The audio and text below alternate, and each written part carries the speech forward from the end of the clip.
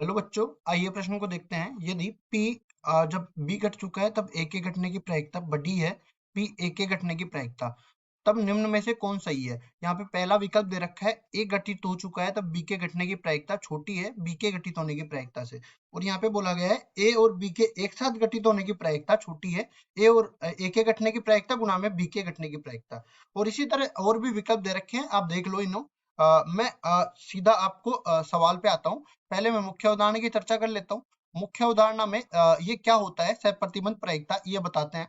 देखिए, अवधारणा में सहप्रतिबंध प्रायिकता की बात करेंगे। सहप्रतिबंध प्रायिकता ये बताती है कि जब एक घटना घटित हो चुकी है और उसके बाद में दूसरी घटना घटित होती है, मतलब कि एक घटना दूसरी घटना पर निर्भर कर रही है, तो इसकी प्रायिकता कैसे हम लोग निकालते हैं। जैसे हम लोग बताए कि ए बाद में घटित हो रही है, बी पहले घटित हो चुकी है, इसकी प्रायिकता बराबर हो जाएगी ए और बी के एक साथ घटित होने की प्रायिकता। मतलब वो परिणाम लेने हैं जब बी और ए में उभनिष्ठ आ रहे हैं और पहले बी घट चुकी है, तो बी के घटने की प्रायिकता का इसमें भाग लगा देंगे। और इसी तरह जब मैं बी को बाद में घटा रहा हूँ और ए को पहले घटा रहा हूँ, तो ये इसका उल्टा हो जाएगा। मतलब कि ए और बी के घटने की प्रायिकता तो ऊपर आएगी, एक साथ घटने की प्रायिकता, लेकिन इसमें भाग लगेगा ए के घटने की प्रायिकता का, क्योंकि ए पहले घट चुकी है। अब चलते हैं सवाल में। सवाल में जैसा कि हमें दे रखा है ए और बी, मतलब बी घट चुकी है तब ए के घटने की प्रायिकता बड़ी है किसके, ए के घटने की प्रायिकता की।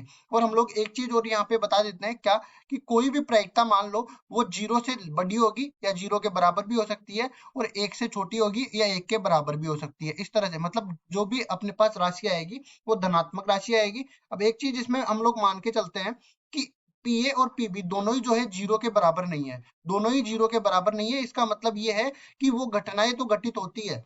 ऐसा नहीं है कि जैसे मैंने बोला, बी के घटने की प्रायिकता जब ए घट चुकी है और ए के घटने की प्रायिकता मैंने 0 मान ली, तो वो उसका तो कोई मतलब ही नहीं रहा, कि मतलब ए तो कभी घटी ही नहीं थी, तब मैं बी के घटने की प्रायिकता निकाल रहा हूँ, तब तो मैं सीधा ही निकाल लेता बी के घटने की प्रायिकता। ठीक है, तो इन दोनों को मैं पहले ही अपनी तरफ से 0 के बराबर नहीं मान के चलता हूँ। अब उसके बाद इसको हल करते हैं, तो ये बन जाएगा क्या, पी ए इंटरसेक्शन बी, और नीचे बन जाएगा पी बी, और ये बड़ा है किसके, पी ए से। अब देखिए यहां से मैं क्या कर सकता हूं, अगर मैं इसको दूसरी तरफ लेके जाता हूं तो ये क्या बन जाएगा, पी ए इंटरसेक्शन में बी, ये मतलब ए और बी के एक साथ घटने की प्रायिकता बड़ी है किसके, ए के घटने की प्रायिकता गुणा में बी के घटने की प्रायिकता। तो यहाँ पे बड़ी है, मतलब ये विकल्प तो आपस में ये गलत हो गया।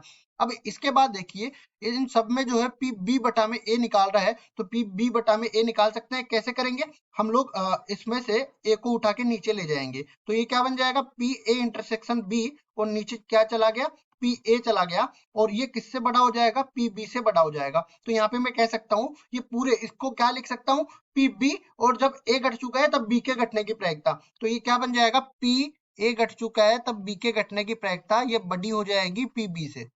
यही रह गया। तो यहाँ से देखो, इसमें बराबर कर रखा है तो ये गलत है, इसमें बड़ा कर रखा है तो ये विकल्प सही है, और इसमें छोटा कर रखा है तो ये विकल्प भी गलत है। मतलब सी विकल्प बिल्कुल सही उत्तर हो जाएगा। आशा करता हूँ ये सवाल आपको समझ में आया होगा। धन्यवाद।